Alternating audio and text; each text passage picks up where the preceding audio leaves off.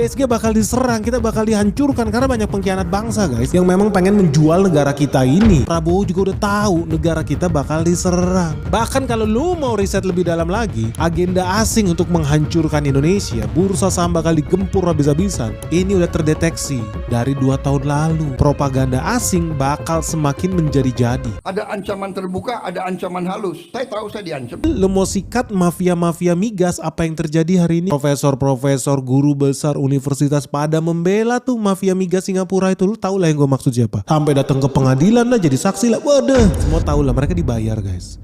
Mereka lakukan segala cara supaya mereka tetap bisa menang, jadi penguasa, jadi perampok di republik ini. Kalau lu udah nonton video kita di Secret Level, lu udah tahu juga dong budget mereka udah dinaikin tuh. Budget buat menyebarluaskan propaganda palsu untuk mengadu domba bangsa kita. Buat mengulangi peristiwa 1998 guys. Makanya teman-teman harus hati-hati kalau ada orang yang bikin lu lihat media lah, lu lihat universitas, kampus, guru besar, hati-hati guys. Sekarang semua udah disusupin sama agen-agen George Soros ini. Gak heran juga bakal banyak pengamat-pengamat yang bakal memanfaatkan situasi ini. Budget mereka udah ditambahin sama Pentagon. Kalau mau buat hancurin bangsa, duitnya udah ratusan triliun. Karena cuan mereka ribuan triliun. George Soros akan hancurkan Indonesia. Bursa kita bakal dibombardir. Rupiah bakal diserang. Cuman anehnya ya negara kita ini kok kayaknya nggak sadar-sadar gitu ya. Ini bukan pertama kalinya kok. Prabowo itu udah beberapa kali kok diganggu sama IMF. Udah sering diganggu sama anjing-anjing peliharaannya George Soros. Kalau mau jadi Indonesia Emas 2045, IMF bilang pemerintah harus tingkatkan penerimaan.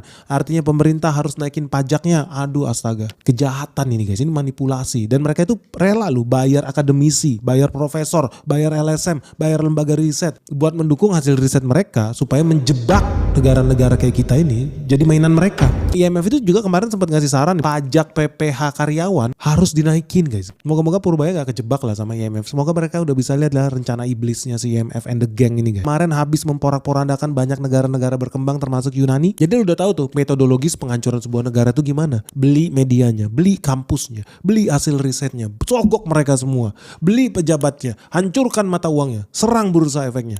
Habis itu apa? Bikin kerusuhan di mana-mana. Setelahnya banyak properti dibakar, terjadi capital outflow.